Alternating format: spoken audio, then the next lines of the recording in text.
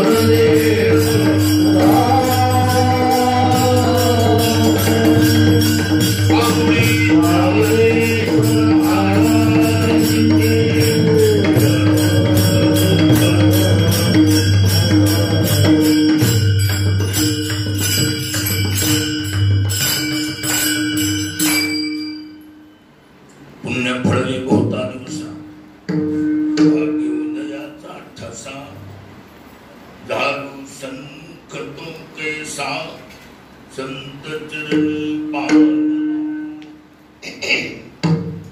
आज फिटले माझे कोणी बहुता जन्माची साखळी कोंदाटली पुढे परब्रह्म सावळे अलिंगनी संतातिया दिव्य झाली माझी काया मस्तक हे पायावरी त्यांच्या ठेवता आज विटले माझे कोणी बहुता जन्माची साखळी कोंदाटली पुढे परब्रह्म सावळे तुका म्हणे धन्य झालो तुका म्हणे धन्य झालो सुखे संतासी आधार लोटांगणी आलो वैष्णव भार देखून आजी फिटले माझे कोणी बहुता जन्माची साखळी कोंदाटले पुढे परब्रह्म सावळे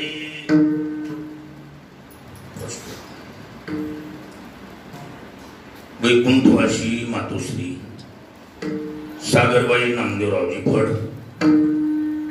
मूळगाव डोंगर पिंपळा तालुका गंगाखेड जिल्हा परभणी या ठिकाणचे मूळचे रहिवासी आज या माऊलीचं पुण्यस्मरण आनंदीसारख्या क्षेत्रात पुण्य पावन नगरीमध्ये सादर होत आहे. आयोजन करत्यात त्यांचे चिरंजीव आपल्या सर्वांची सुपरिचित मूर्ती वैजनाथराव नामदेवरावजी फड आपल्या मातीप्रती असलेली भावना श्रद्धा अन्नदान ज्ञानदानाच्या रूपाने समर्पित करावी यात एका पवित्र उद्देशाने कृतज्ञतापूर्वक केलेलं आयोजन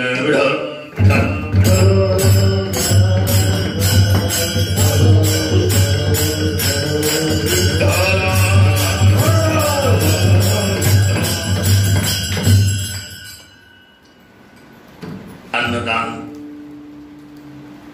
आळंदीमध्ये ज्ञानदानापेक्षा अन्नदानाला किंमत असते. बाकीच्या ठिकाणी ज्ञानदान श्रेष्ठ आहे. ज्ञानदानम तत्परम. बाकीच्या ठिकाणी तीर्थक्षेत्रात ज्ञानदानापेक्षा अन्नदानाला किंमत जास्त. कारण या ठिकाणी सत्पात्र रात्रंदिवस भजन अभ्यास सदाभ्यास. अभ्यास म्हणजे सदाभ्यास याची साधना करणारी साधक मंडळी आणि अशा साधक मंडळीच्या पात्रात हे अन्नदान या ठिकाणी वैजनाथ महाराजांनी सांगितले.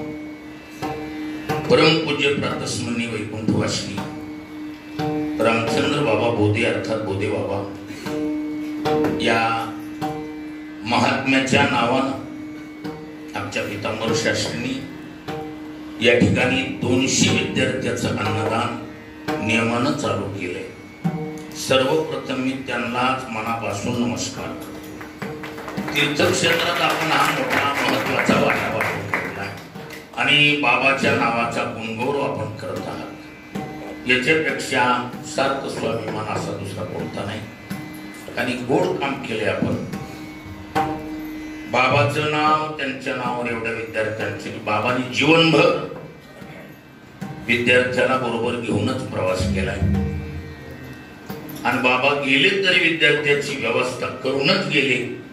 मग ते पितांबर बाबाच्या रूपानं कमायना शास्त्रीने तेवढं मोठं काम केलंय. याच अन्न क्षेत्रात आपलंही अन्नदान घडावं म्हणून या ठिकाणी आजचे हे पुण्यस्मरणाचं आयोजन आहे. सागरबाई यांचे हे 14वं पुण्यस्मरण. या परिवाराशी त्यातली त्यात आमच्या वैजनाथरावशी आमचा निकटवर्ती प्रेमाचा संबंध आणि माझा इकडे येण्याचा योगायोग असल्यामुळं हा शिवेचा सुयोग घडून आलाय. मी माझं परम भाग्य समजतो. या पुण्य पावन नगरीमध्ये खारीच्या वाट्यानं बापुष्प समर्पित करण्याचा योग विठ्ठल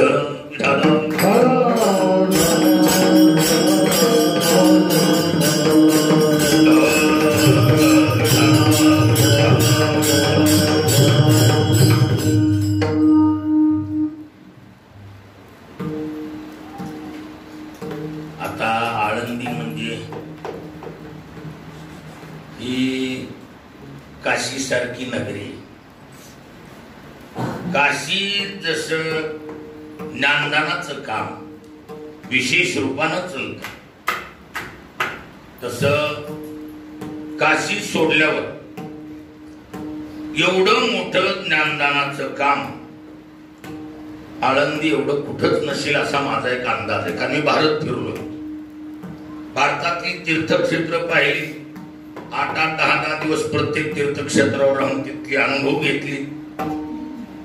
काशी सोडल्यावर ऋषिकेश हरिद्वारला चलतंय, पण आळंदी एवढं नाही. मोजक्या जागा आहे. काशी वेगळी आहे. काशी कशी आहे? भारतातली पहिलं शहर आहे ते ज्याच्यामध्ये 3 युनिव्हर्सिट्या होत्या, नंतर दिल्लीला झाल्या. 3 युनिव्हर्सिटीचं शहर म्हणजे काशी आहे. आणि काशीचं नाव प्राचीनतम काळापासून विद्वत प्रचुर नगरी म्हणून गाजलेलं आहे. पण काशी नंतर ज्ञानदानाच्या बाबतीत आळंदीला कुणी चॅलेंज करू शकत नाही. आणि आळंदी क्षेत्र म्हणजे आमच्या दळणघडणाचं क्षेत्र आहे, किंबहुना बाळ कडवईतून मिळालेलं क्षेत्र आहे. त्यामुळं या मातीला, इथल्या सर्व साधक वृंदाला, आमच्या गुरुबंधूला मी मनापासून नमस्कार करून शिवे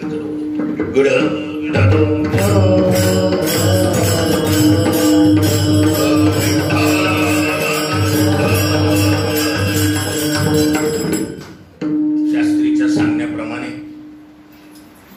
7चं अन्नदान असतं, बरोबर आहे ना? 7-7:30चं, पण अर्धा तास लांबवा हरकत नाही. 8 पर्यंत करा. खरं आमचं 5 ते 7 होतं, पण थोडं चलता चलता तब्येतीत थोडा बिघाड झाला, जास्त नाही, झाला बिघाड. पण एवढंच, तुमच्या सर्वांच्या काशी नजरेनं पुन्हा लेवल आली. आणि आता लेवल येऊन फायदा नाही. आता टाइम बांधलेले 8 पर्यंतच कीर्तन म्हणून. थोडा उशीर इकडे यायला जरी झाला असला तरी ठरल्याप्रमाणे 8ला सेवा पूर्ण होईल.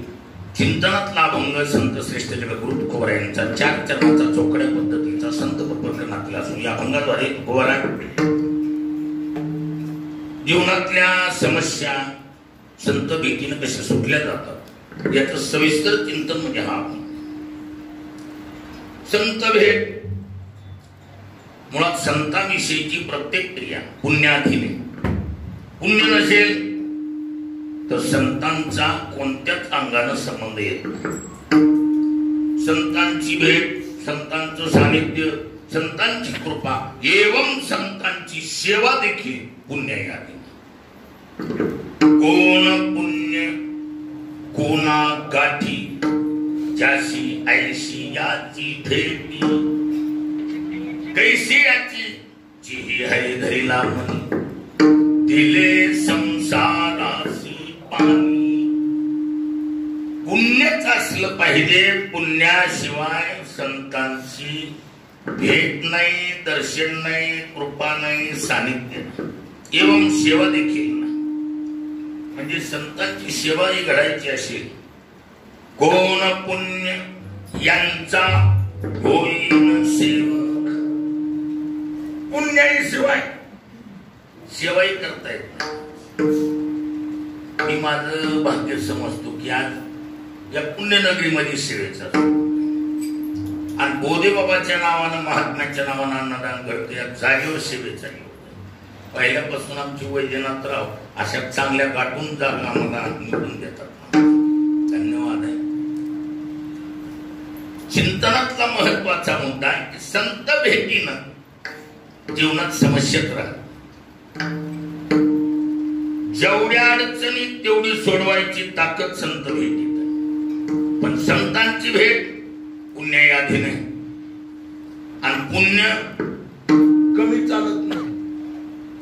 आणि देंगे दिलायगे नाही चल पाहिला, बघू देऊ आम्ही काय नाही म्हणलो का, असली उदारी उसनवारी चालत नाही. विठ्ठल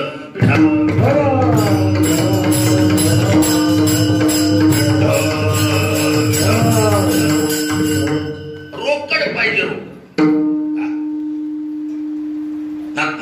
निष्कामता निज दृष्टी अनंत पुण्य कोट्यानुकोटी, तीही रोकड्यालाही जे पाठवाटी तै होय भेटिया हरिप्रियाची विठाला विठाला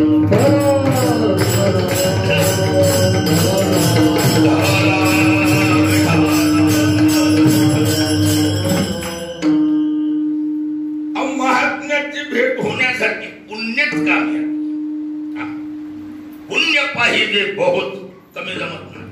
जन्म जन्मांतरीचे संचित म्हणजे कमी पुण्याईनं भेट होत नाही.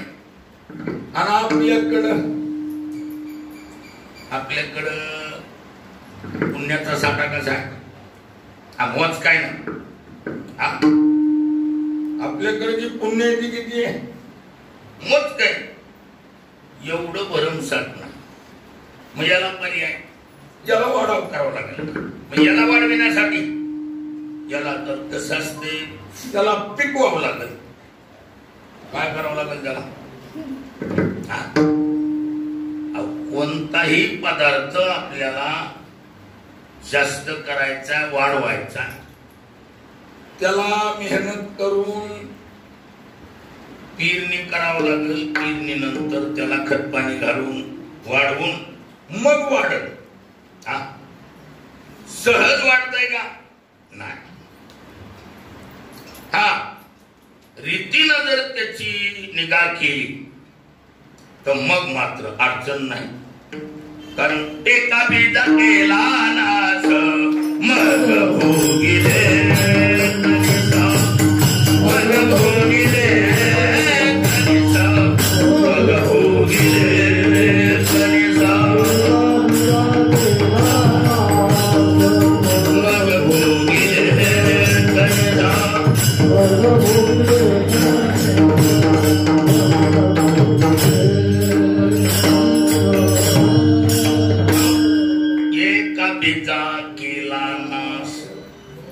मग भोगिले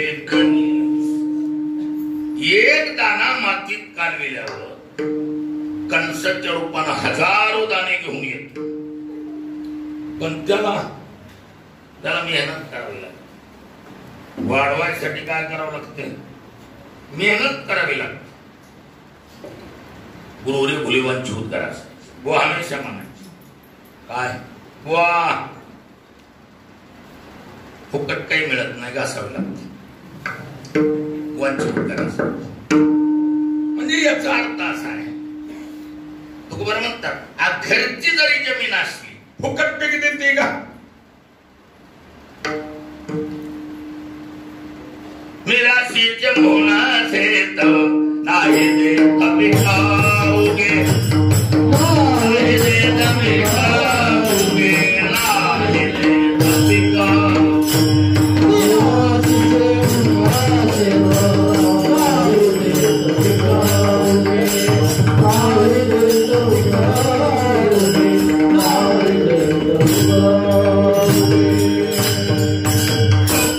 निराशीचे मोहन शेत नाही देत पिकवणे. निराशीच म्हणजे वडलो पाडजेत आपल्या नावावर आलेलं. सरळच अर्थ काय? जो अपने बाप दादे की स्थिति हमारे नाम से जो चुन दी गई यानी कि विभाजित कर दी गई राशि जो मेरी राशि का नाम होता है कि राशि विढल.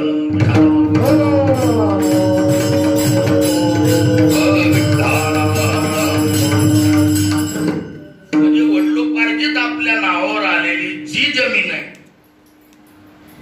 घरची जमीन आहे म्हणून फुकट पीक देते का? नाही देत. मिराशीचे मोहन से नाही देत पिकवणे. त्याला मेहनतच करावं लागतं. न करिता निका न काढिता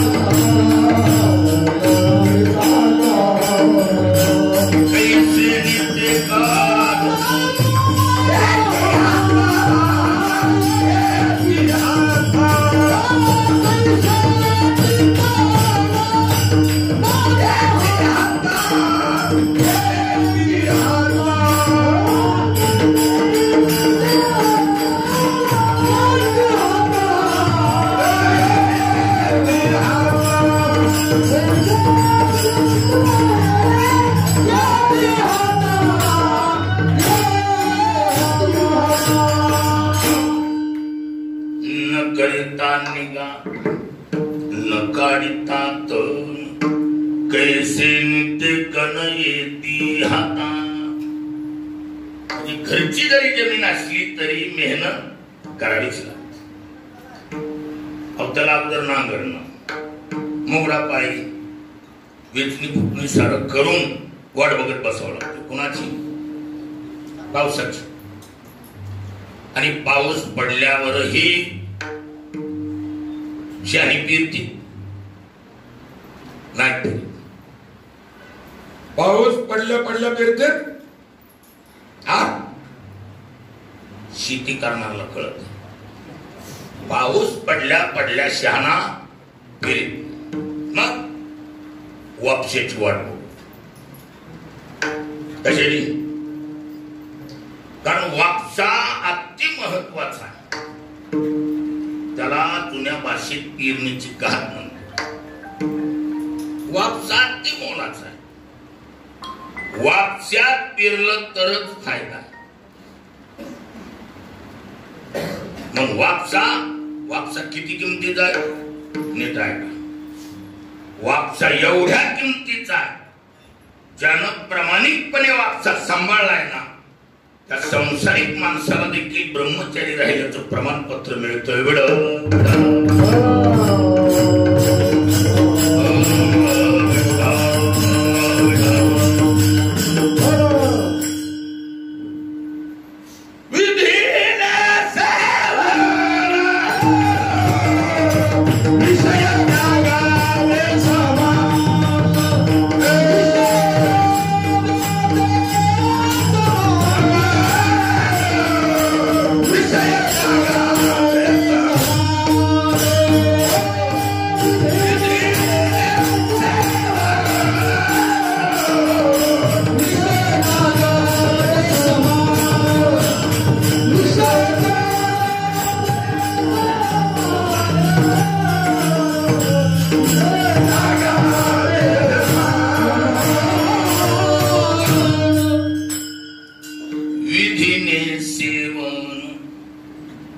विषय त्यागाते समान. विधीपूर्वक जर विषयाचं सेवन केलं तर संसारिक माणसाला ब्रह्मचारी राहिल्याचं प्रमाणपत्र मिळून जात. विषय त्यागाते समान. यदा कदाचित जर त्यानं वापसा नाही सांभाळला काय का ते बी ऐकायचे होईल. तुला काय मोठ्याच्या गर्दीत बोलू नाही, पण नाही बोललं तर कसं ग बसावं? ज्ञानवराची भाषा. विधीची वाप चुकवी, अन्यायाचे बीज रोपवी, आणि कुकर्माचा कधी राबू जरी, तरी तयाची सारिखे असंभाव्य पाप पिके. मग जन्म कोटीवरी दुःखे जीव भोगी. विठाला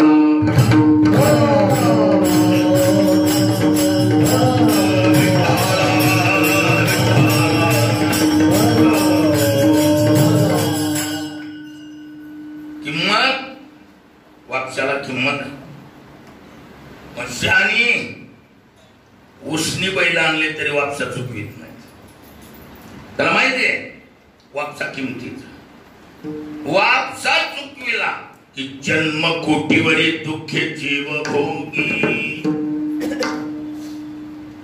ज्ञानवराची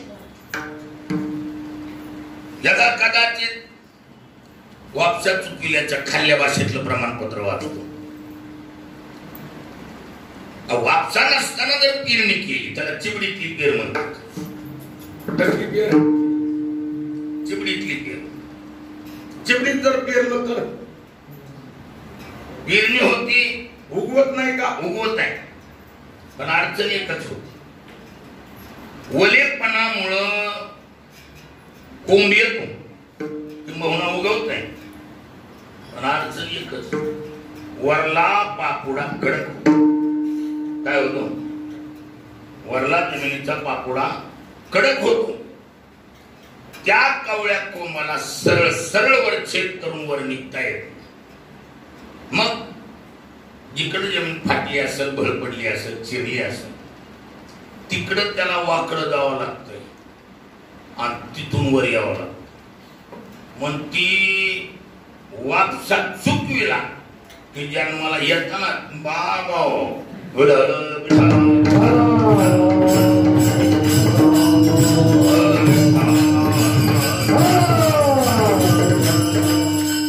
शहाण्यानं वापसा चुकवायचा. वापसा अति महत्वाचा. वापसा सांभाळण्यासाठी तुकोबाराची भाषा आहे म्हणून सुरू शब्द वापरला होता. त्याला कसली घात म्हणतात? पेरणीची घात. पेरणीच्या घातीत एखाद्याचा घात जरी झाला तर महाराज तो घात किमतीचा नाही, पेरणीची घात किमतीची. मला थांबवणी करीत ती पेरणी, कुणबिया दिवाणी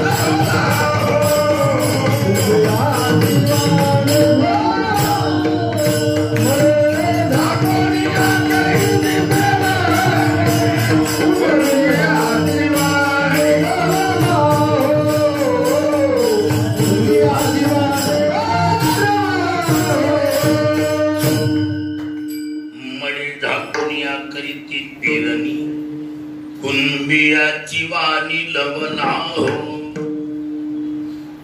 म्हणजे मेलेल्या माणसाच्या दुखवट्यापेक्षा एक काकण किंमत पेरणीला. माणसं सरळ म्हणतील मेले की मेलायच, आता तरी नंतर तरी रडायचे. पहिले पिरून घेऊन मग रडत बसू. मडे झाकून या करीती पेरणी, कुणबियाची वाणी लवला हो.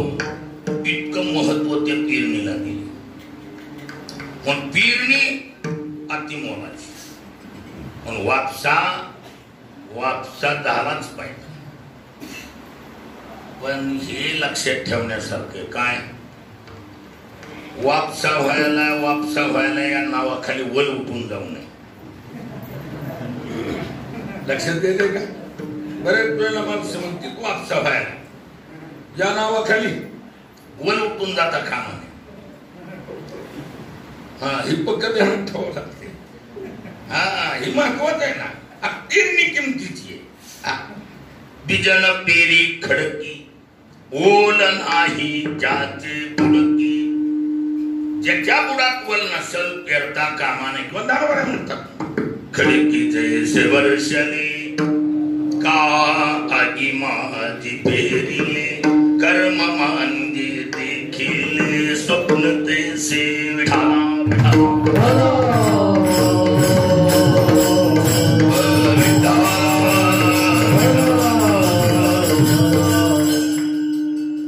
म्हणजेच वल पाहिली पाहिजे.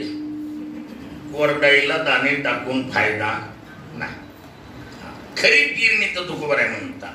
खोल बोली पाडे देवी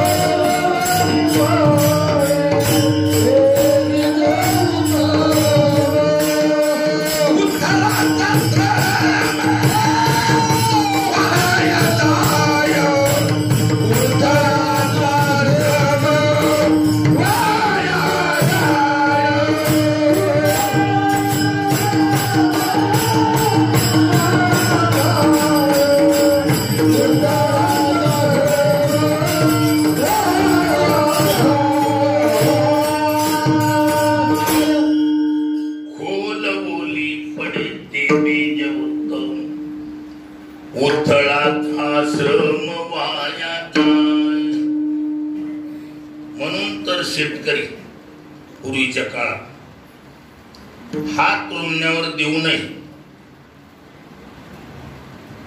दोन्ही बाजूला तिपणीच्या दगड बांधायचे. तेवढ्यावर बी रान कव्हर होत नसेल तर तिपणीवर उभा राहून पेरणी करायची.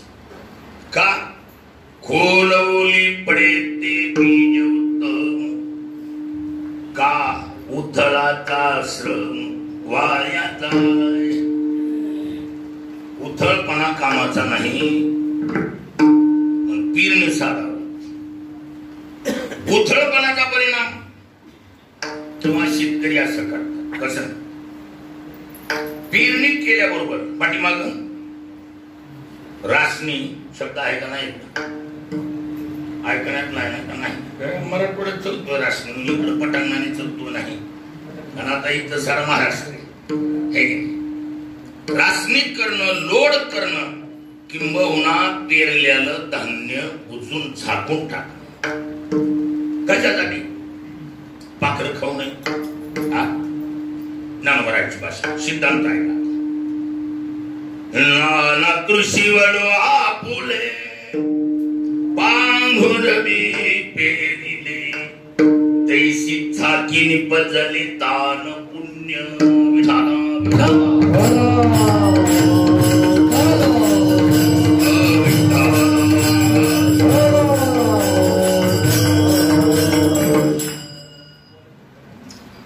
महाराज म्हणतात पेरल्याला झाकून टाकायचं का?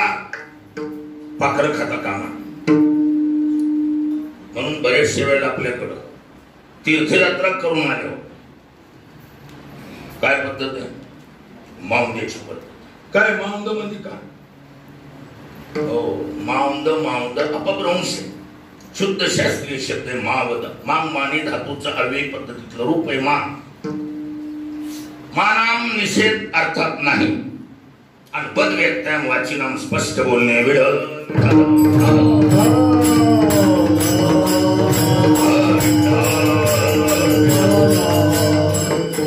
जे काही बोलय केलंय ती बोलून दाखवू नको. मावद बोलू नको.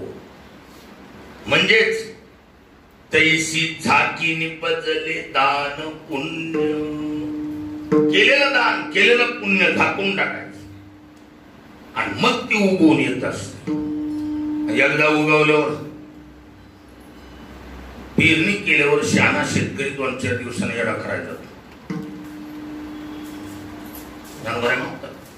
पुजवणी देव पाहिजे पेरवणी शेतात जाईले तो सोनी प्रसाद घेईजे हाती पिता. येडा करायला गेलं की कळत असते दाट पातळ काही पेरलंय कमी जास्त झालेलं. चारी कोपरे बराबर आले मग मात्र मधून मधून खत पाणी घालून वाढवायचं काम करायचं. आणि एवढ्यावरच नाही, निवडावे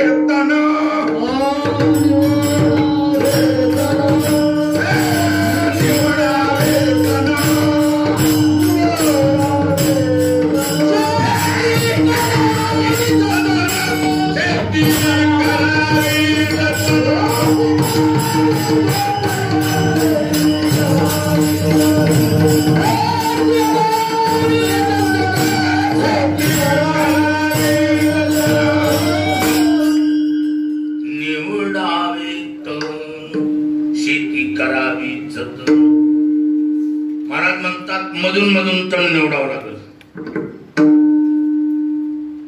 आणि मग धानाला पुष्टी मिळत असते.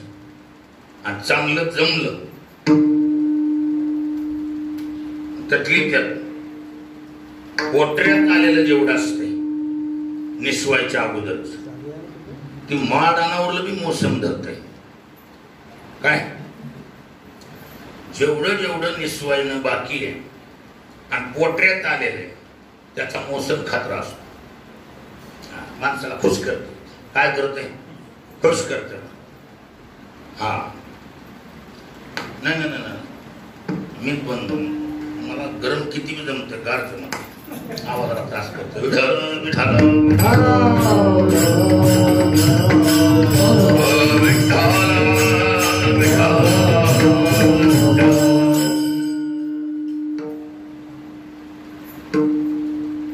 सर्वात महत्वाचं आहे अंदाज. प्रत्येकाची बापा अंदाज लावून मोकळे झाले. काय कित्येकाचे बाप छातीला हात लावून सांगतात महाराज जगात मी लेकर आहेत पण आपली वेगळीच. मग आमच्या लक्षात येते काय अजूनही निसवलं नाही. वेळ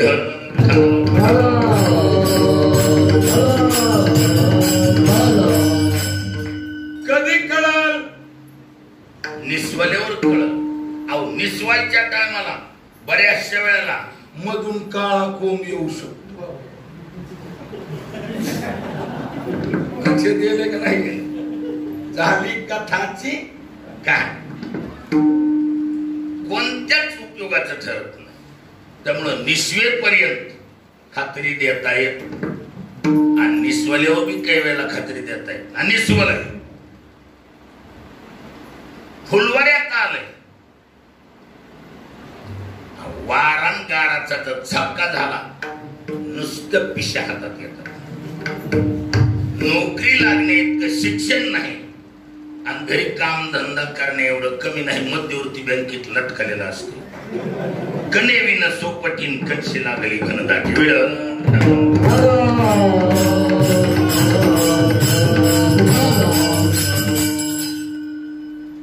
आळंदीत आली ती वाया जात नाही. ज्ञानोबरायची सेवा वाया जाणार नाही. थोडं मागं पुढं होईल पण फळ देणारी सेवा. गुरुवरे गुरुबांचीच उद्गार होत. ज्याच्यातलं काही वाया जात नाही त्याचं नाव परमार्थ आहे आणि ज्याच्यातलं सरासरी उपयोगाला येत नाही त्याचं नाव संसार आहे. त्यामुळं आळंदीत आलेली नाही बी कोणता गुण ज्ञान शिकली तरी त्यांनी केलेली इथली प्रदक्षिणा, इंद्राणीचं स्नान, ज्ञानोबरायचं दर्शन आणि तीर्थक्षेत्रातला सहवास कधी ना कधी ती फलीभूत होऊन कामाला येईल.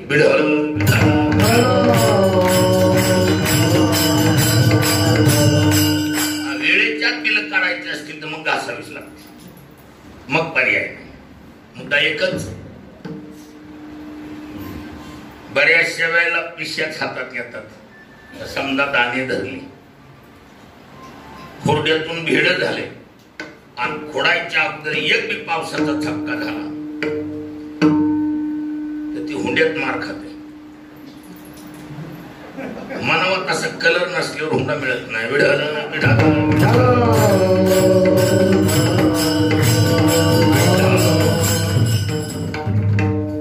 खोडायच्या टायमाला झपका झाला की कलर बदलतो आणि कलर बदलला की मार्केट डाऊन होते. पुन्हा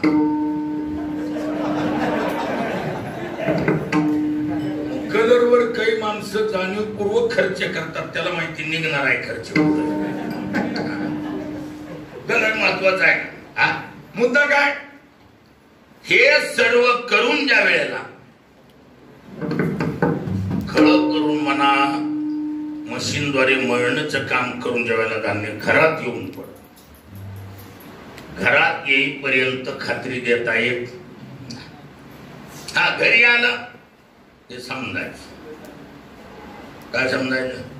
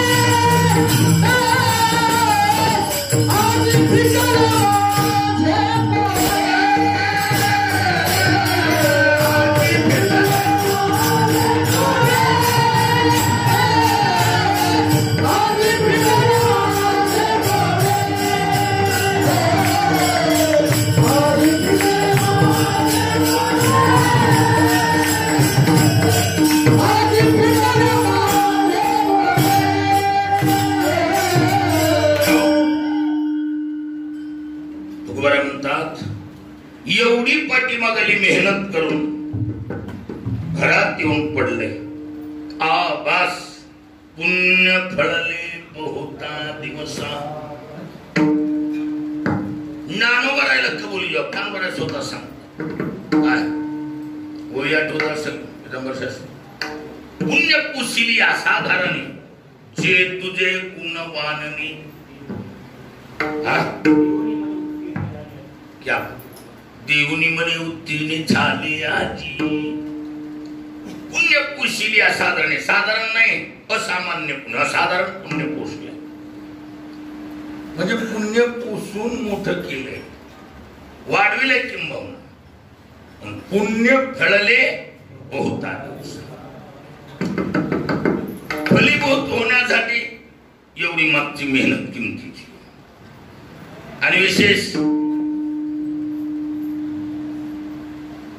प्रत्येकाला माहिती आहे पेरायला जाताना माणूस हातात ब्याच्या पिशव्या घेऊन जातो गाड्या घोड्याची गरज नाही आणि आणताना कमी वेळ बीज पेरी शेती मग गाडियावरी वाहती विठाला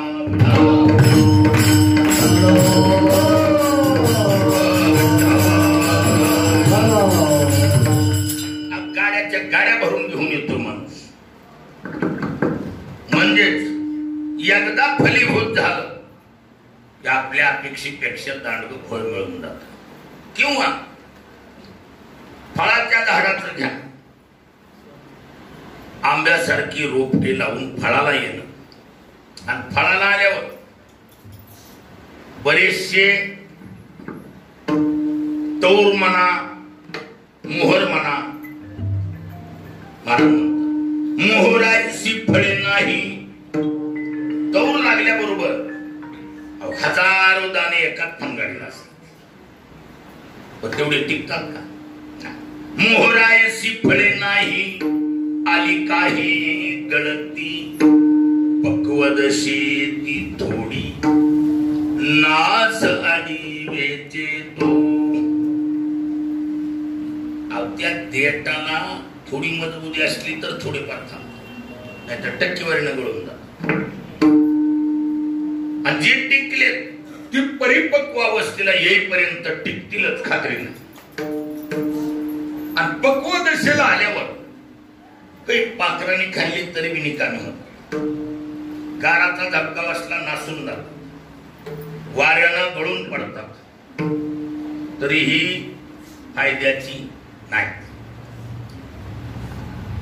ज्या वेळेला त्याला पाड लागल घरी आणून पिकू घातल्या जाईल उतरेपर्यंत काही काही खुडीतून निसटत काही पहुरीत टाकायच्या टायमाला निसटत तेवढ्यातून घरी जर आलीच आणि शेजेला घातली म्हणजे पिकायला घातली महाराज म्हणतात काही काही तिथं सुद्धा नाचतात काय सोपं गावकडे हो शास्त्री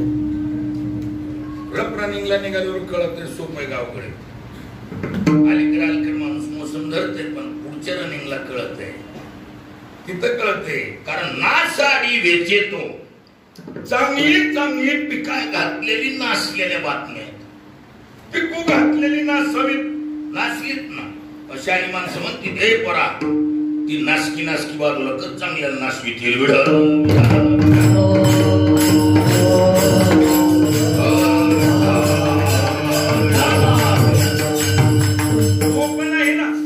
म्हणून नास आडी वेचेतो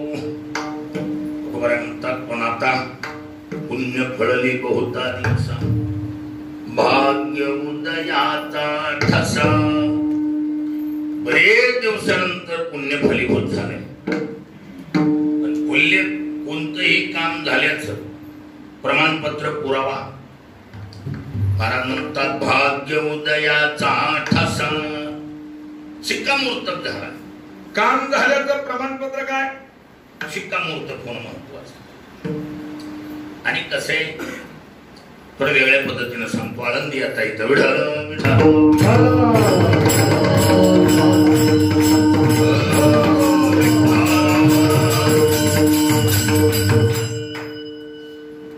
व्याकरणामध्ये धातूच आहे भज सेवायाम कोणता धातू आहे भज नावाचा धातू सेवा करणे अर्थाचं द्योतन करणार भज धातूला जोपर्यंत लोट लकाराच्या द्वितीय पुरुषाचे एक वचन कायम वापरले जात. कोणत्या? लोट. लोट लकार हा आज्ञा करण्या अर्थामध्ये, लोट आज्ञार्थे. लोट कसला आहे? आज्ञा करण्या अर्थाचा. लोटामध्ये आज्ञा असते, असं कर, ही काय आज्ञा. कुठपर्यंत? जोपर्यंत ती सेवा परिपक्वतेला येत नाही किंवा परिपक्व सेवा होत नाही तोपर्यंत भज म्हणजे सेवा कर असा त्या शब्दाचा अर्थ होतो. कारण मुळात लोट कशा अर्थात आहे? आज्ञा करण्या अर्थामध्ये लोट आहे. लोट आज्ञा अर्थ आहे. भज पण कुठपर्यंत भज? परिपक्वतेला सेवा येत नाही तोपर्यंत भज. काय सोस करी शिवाया भज मना पण भज. आदेश, आज्ञा आहे. कुणी असा जातवित कुळशीळ मात चौकशी करीत बसायचं. भजे का त्वरित भावना भज. आज्ञा. कुठपर्यंत भज? परिपक्वतेला सेवा येत नाही तोपर्यंत. आणि एकदा परिपक्व सेवा झाली, शास्त्रामध्ये आदेश होतो. आदेश काय होतो? आदेश. जजः कुखिन्नतो हो. काय म्हटलंय? आता इथे झाली तयारीची माणूस काय मागा नाही का? जजः कुखिन्नतो हो. पाणिनी मुनीचं सूत्र आहे. च वर्गस्य स्थाने कवर्गादेशो भवति किती नीतीचे प्रत्यय परे विठल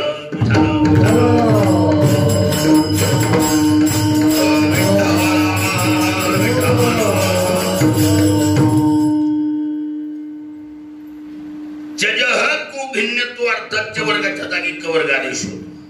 एक परिभाषा सूत्र आहे. कोणतं? यथासंख्य मनुदेशस समानाम. स्थानी आणि आदेश समसंख्यवाले असतील तर क्रम वाईट, पहिल्याला पहिला, दुसऱ्याला दुसरा. आता इथं च वर्ग बी 5 आहेत आणि क वर्ग बी 5 आहेत.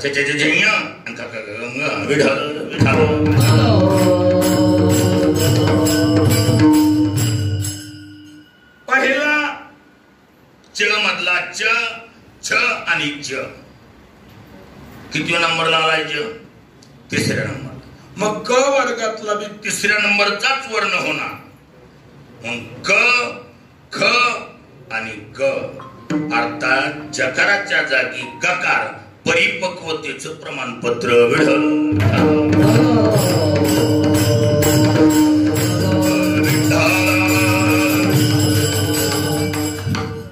आता भज नाही, आता भग आहे. आता काय आहे? भग आहे. भग. आणि त्या भागाचं मॉडेल म्हणजे भगवान आहे. काय? भागाचं मॉडेल म्हणजे भग इव वर्तते इति भगवत् तस्य एकवचने भगवान.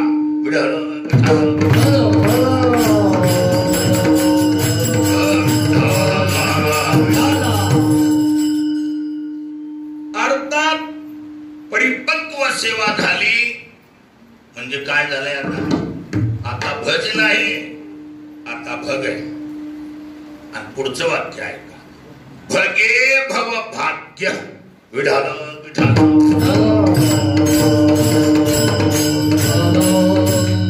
त्या भागाच्या पोराचं नाव भाग्य. लक्षात आलं का नाही? म्हणजे भाग्य भगाधीन आहे आणि भग भजाधीन आहे.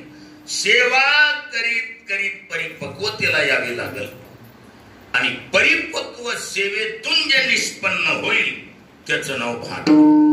अन्यथा भाग्याचा शिक्कामोर्तब होत नाही.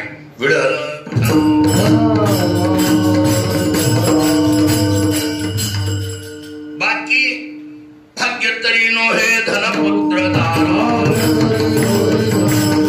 भाग्य तरी नोहे धनपुत्र दारा.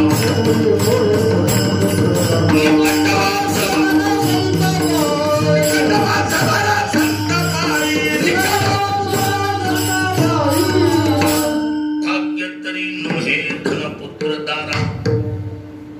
भौतिक पदार्थ मिळणं हे भाग्याची बाजू नाही. भाग्य त्याला म्हणतात. भाग्याचा उदय ते जोडी संत पाय.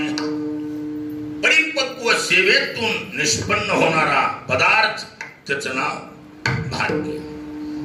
पण भाग्य उदयाला आलंय असा काय झाला इथं शिक्कामोर्तब झाला.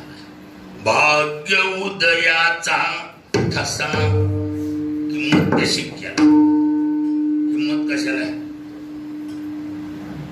त्याला वर्क ऑर्डर म्हणतात.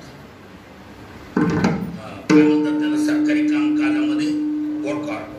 वर्क ऑर्डर मध्ये शिक्कामोर्तब झाला आणि दुसऱ्या सेकंदाला जरी सरकार बदललं तरी अंमलबजावणी होणारच. काम होणारच.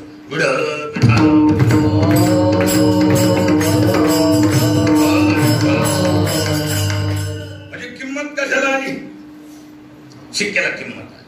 हा शिक्का सामान्य नाही. बोगस पत्र वेगळी आणि सही शिक्क्याची पत्र वेगळी. बरोबर म्हणतात. पत्र कोण मानी वंदितील शिक्का. पत्र कोण मानी वंदितील शिक्का. गौरव सेवकाची मुळे.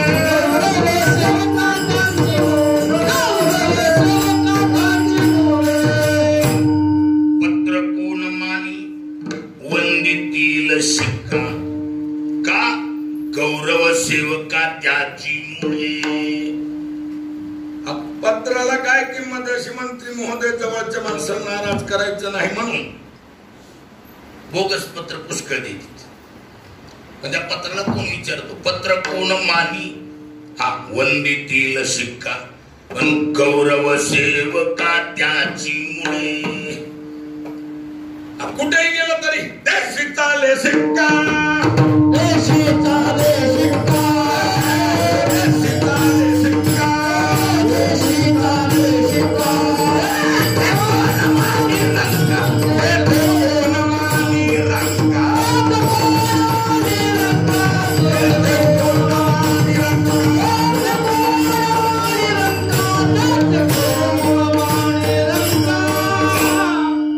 देशी चाले शिक्का. कुठेही जा किंमत कशाला? त्या शिक्क्याला किंमत. देशी चाले शिक्का. तेथे कोण मानी रंका. म्हणून भाग्य उदयाचा ठसा. अहो तुकोबारे म्हणतात रोकड दिलं काय आणि सही शिक्का मारून दिलं काय. काय फरक? रोका माना की सिक्का माना. रोका सिक्का तत्समाना. दोन्ही एकच. म्हणजे याचा अर्थ असा आहे शिक्कामोर्तब झाला की काम झालंच. काही शंका नाही. म्हणून भाग्य उदयाचा ठसा. आणि भाग्याचा खानदानी धंदा काय? कोणाचा? भाग्याचा खानदानी धंदा आहे. ती दोनच जागा सांभाळून असते. एक देव अथवा देवमान्य संत.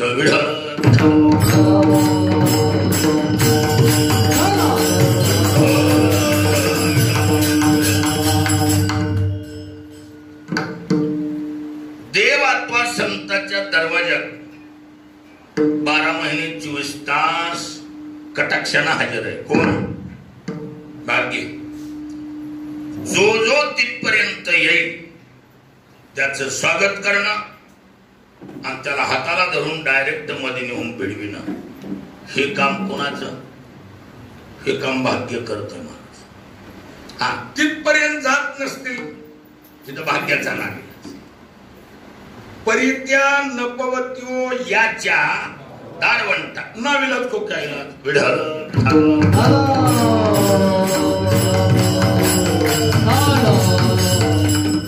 देवाच्या दरवाजापर्यंत अथवा संतांच्या दरवाजापर्यंत जात नसतील तर ती जबाबदारी भाग्याची नाही. हा जिथे तिथं आली हा त्यांचं स्वागत करायचं, हाताला धरायचं आणि डायरेक्ट मध्ये नेऊन भिडवायचं. ही पावर भाग्याची. मोक्षे रेखियाला भाग्य विनटला साधूचा अंकिला हरिभक्त.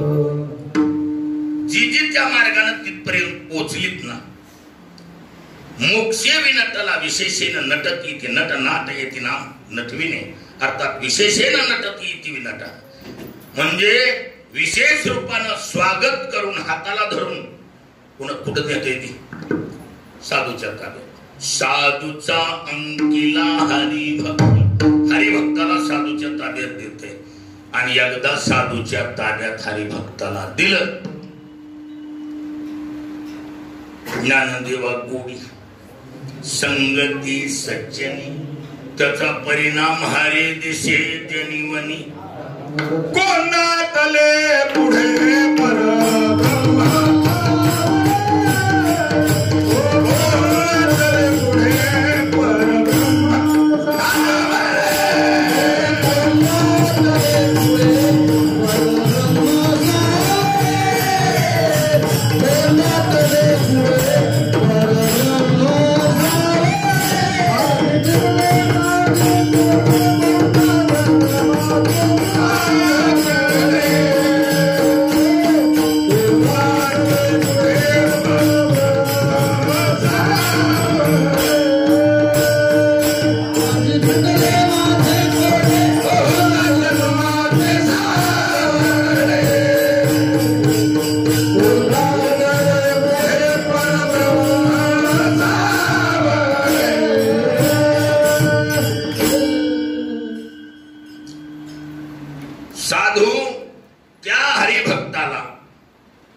ऑपरेशन करून चष्मा देतात.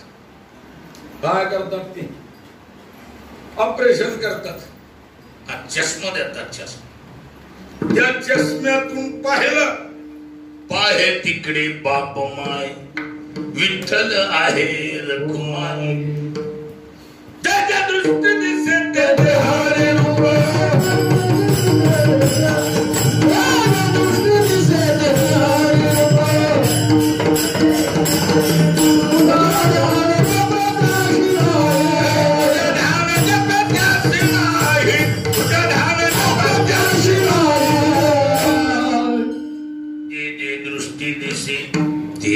हरिरू पूजा धान जप त्याशी नाही.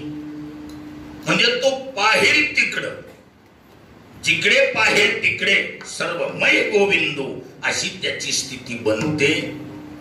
हे साधूची ताकद. म्हणून कोण दाटले पुढे परब्रह्म साबळे. पण अगोदर चरणाजवळ कुणाच्या? संत चरणी पावन, संतांच्या चरणाजवळ आल्याशिवाय ही चष्मा मिळत धरावे संताचे ते, त्याशिवाय संताविन प्राप्ती नाही. ऐसे वेद देती ग्वाही, हे भाग्य त्याला हरिभक्ताकडे घेऊन जात. आणि एकदा संतांची भेट म्हणा, दर्शन म्हणा किंवा कृपा म्हणा झाली रे झाली.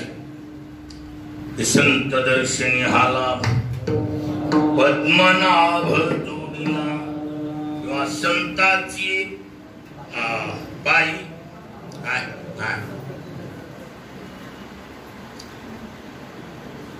ठेविता सद्भावे, संता पायी माथा ठेविता सद्भावे. भेट देवा आपे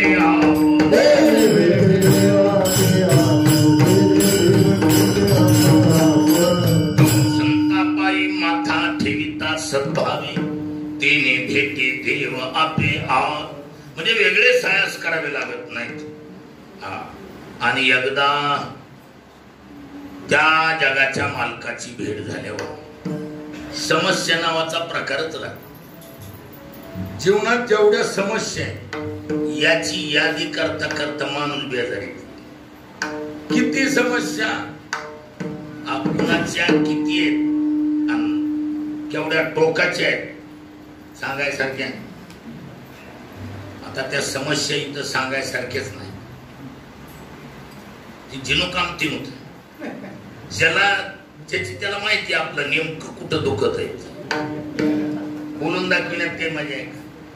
हा, पण प्रत्येकाची चमक एका कोपऱ्याला निघालेलीच आहे. कुठं काही बायका पोरात चमकी आहेत, काही फळ्यात चमकलेली आहेत, काही डोक्यात चमकलेली. चमकायचं काही एक जागा नाही, वेगवेगळ्या चमकी आहेत महाराज. मुद्दा काय? समस्येला एक स्वरूप नाही, वेगवेगळ्या समस्या. पण या संबंध समस्येवरला तोडगा ज्या वेळेला त्या जगाच्या मालकाची प्रत्यक्ष भेट हरी आला आता मग कैची भय चिंता त्याची सरली एर झाला सुफळ व्यापार विढोपार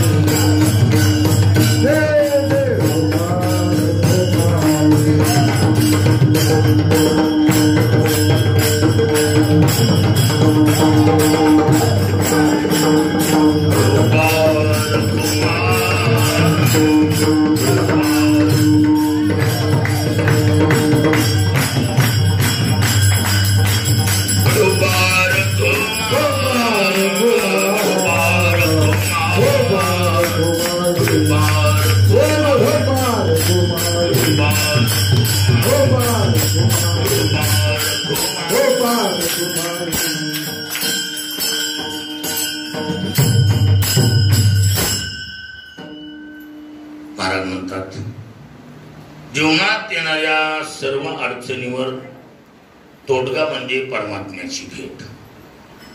त्याची भेट झाल्यावर किंवा संतांची जरी भेट झाली तरी तुका म्हणे ज्याची भेटी होय संसाराची तुटी.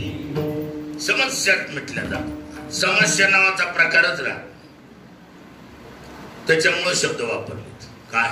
आजी फिटली माझी पुडी बहुता जन्माचे साकडे. साकडं नाम संकट. सर्वात मोठं संकट किंवा साकडं ज्याला म्हणायचं, कोड ज्याला म्हणायचं. कोणतं कोड आहे? देवाची ना आपली झालेली विनमुक्ता हे सर्वात मोठं कोड.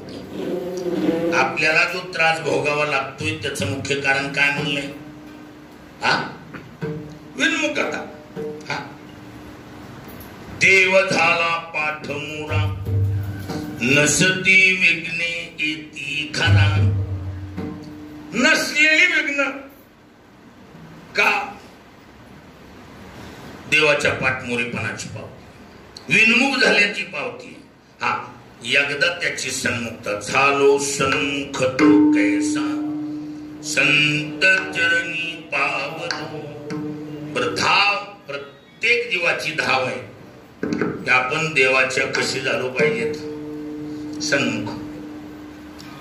तर ती सन्मुखता कोणत्या दिशेनं गेल्यावर होईल हे पक्क ठराव नाही.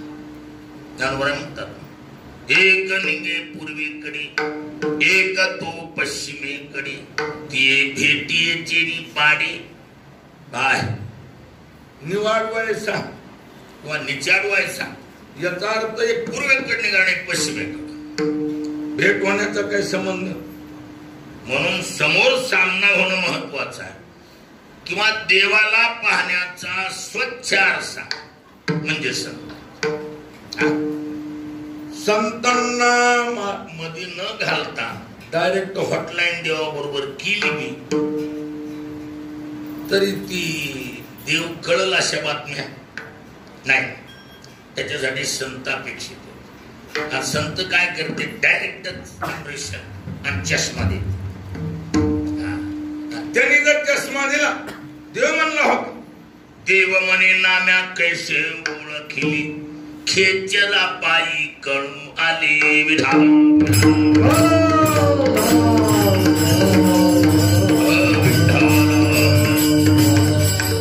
म्हणून संत चरणी पावलो आजी फिटले माझे कोडी बहुता जन्माचे साकडी कोंडाटले पुढे परब्रह्म साबळे.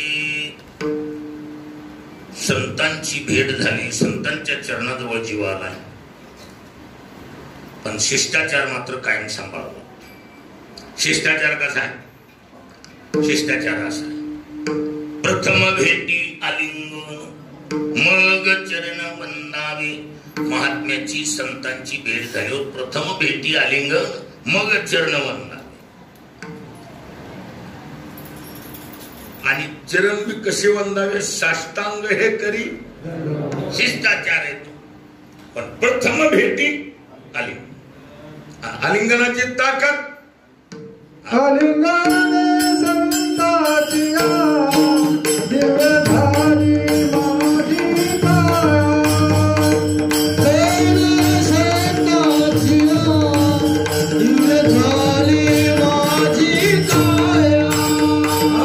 माझी काया.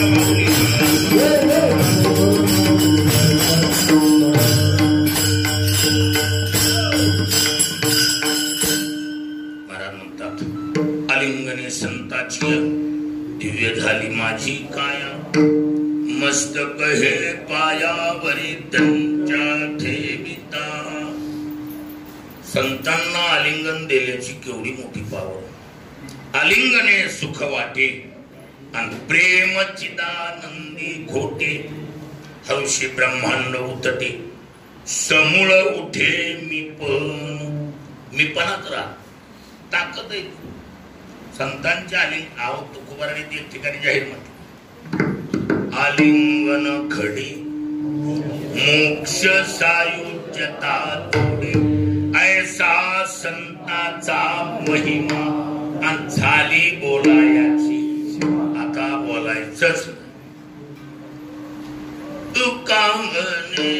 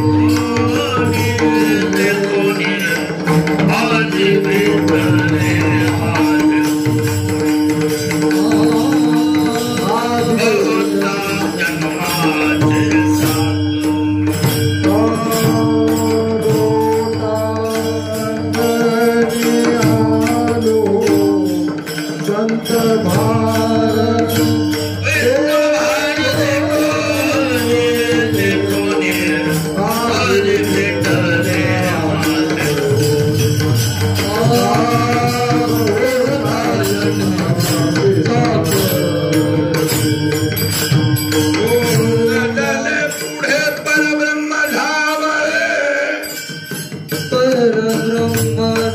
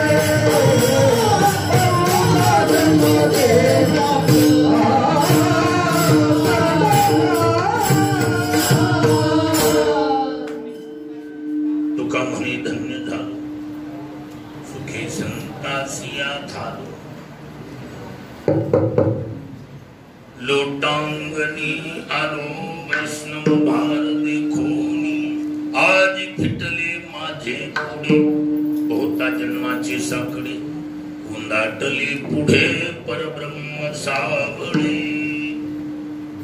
विठवाशी मातोश्री सागरबाई नामदेवरावजी फड या माऊलीच्या 14व्या पुण्यस्मरणानुसार आजची ही असेल अशी सेवा सागरबाई यांचं स्मरण करून भगवान ज्ञानोबरायांच्या चरणी सेवा समर्पित. त्यांची चिरंजीव वैजनाथराव ज्ञानोबरायाकडे प्रार्थना. आमच्या वैजनाथरावकडून ज्ञानोबरायांनी असेल अशी सेवा घडवून घ्यावी अशी ज्ञानोबरायाकडे प्रार्थना करतो आणि वाणीला पूर्ण चाल न होता हालचाल. जय विठ्ठल जय